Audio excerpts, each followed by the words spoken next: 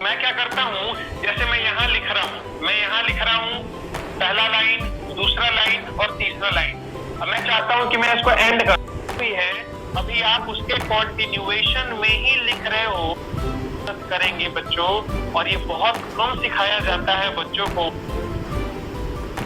बहुत मदद करेंगे बच्चों, और ये बहुत कम सिखाया जाता है बच्चों को, क्योंकि लोगों का, टीचर्स का इन सारी चीजों की तरफ ध्यान ही नहीं जाता है। इसलिए आप धीरे धीरे अपने हैबिट्स को बदलें, और अपने आप को आप जितना डेवलप कर सकते हो, जितना इनहांस कर सकते हो। अरे कौन अपने आप को 3 महीने में, 4 महीने में अपग्रेड कर लेता है यार। हम तो फिर भी इंसान हैं। हम अगर नहीं बदलना चाहेंगे तो आउटडेटेड हो जाओगे। आज जो सैमसंग का फोन जो 10 साल पुराना आया करता था, आज आप उसको खरीदना चाहोगे क्या? नहीं खरीदना चाहोगे। ओप्पो चाहिए, वीवो चाहिए, रियलमी चाहिए, जो लेटेस्ट ब्रांड है। अच्छा, रियलमी में भी 4 महीने पहले वाला आपको नहीं चाहिए, आपको लेटेस्ट चाहिए जो अभी अभी आया है। क्यों? क्योंकि वो अपडेटेड है। और तुम सरकार को कहते हो कि सर हम तो पुराने विधि से ही चलते आ रहे हैं, हमको चुन लो। ऐसे बच्चों का ही सिलेक्शन नहीं होता है। सरकार भी कहते हैं अपने आप को अपग्रेड करो, अपने आप में इम्प्रूव करो, और हम इम्प्रूवमेंट के नाम पर कहते हैं नहीं, इम्प्रूवमेंट की आवश्यकता नहीं है, वही पुराना तरीका। तो बच्चों, always ready to improve yourself each and every day. At the end of the day आपको, जब आप बेड पर जाओ तो आपको सोचना चाहिए कि today what you have improved in yourself. आज आपने क्या सीखा, आज आपने क्या सीखा। And always pay gratitude to a person from whom you learn something। जिससे भी आप कुछ सीखते हो, सोते वक्त दिमाग में उसके बारे में एक बार थैंक यू जरूर बोल दिया करो कि thanks for coming in my life. आपके वजह से मैं कुछ सीख पा रहा हूँ। आपके अंदर जब ये ग्रेटिट्यूड वाली फीलिंग होगी ना, तो आपका लाइफ जो है ट्रांसफॉर्म होना उसी दिन से शुरू हो जाएगा बच्चों। ट्रांसफॉर्म का मतलब आपके जीवन में बदलाव आना उसी दिन से शुरू हो जाएगा। इसलिए ऑलवेज एक इंसान को ग्रेटिट्यूड पेइंग नेचर का होना चाहिए। ग्रेटिट्यूड पेइंग नेचर का मतलब क्या हुआ?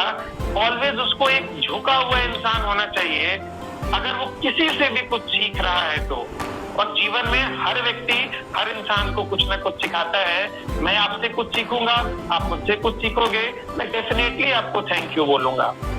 ठीक है, तो कुछ एथिक्स और वैल्यू जीवन के होती हैं। आप ग्रेजुएशन लेवल पर पढ़ रहे हो, ग्रेजुएट होने वाले हो, बस एक कदम कुछ महीने पीछे हो, तो आपको इन सारी चीजों के ऊपर ध्यान अब देना चाहिए।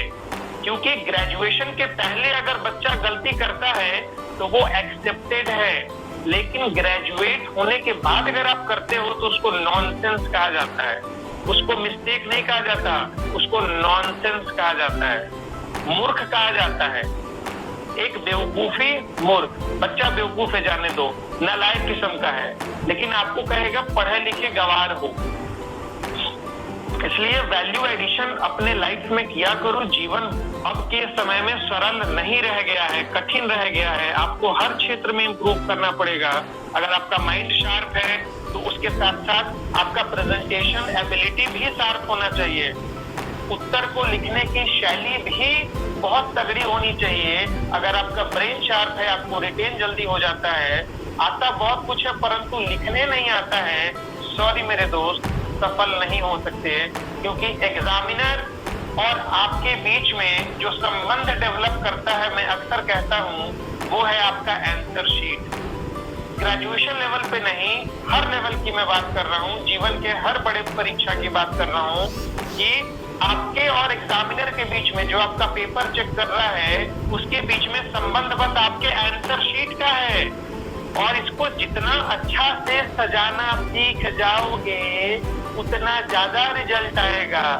अरे लड़की की जब शादी होती है तो ब्यूटी पार्लर वाले को वो खोजती है, और जो बेस्ट मेकअप करना जानती है, हर व्यक्ति चाहता है कि उसको चुन के लाए अपने शादी में मेकअप करने के लिए। तुम लोग को कोई बुला लेता है क्या?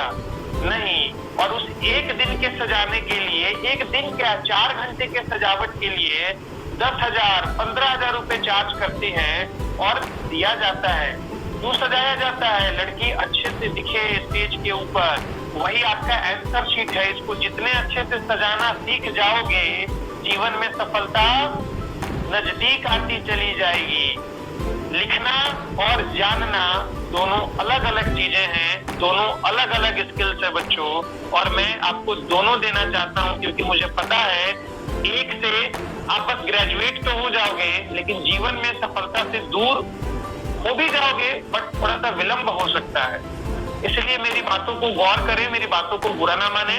अगर मेरी बात कोई कड़वी आपको लग जाए तो अपना मित्र समझ के माफ कर दे, लेकिन आपके जीवन को बदलने के लिए मुझे ये सारी बातें बोलना मुझे आवश्यक महसूस होता है।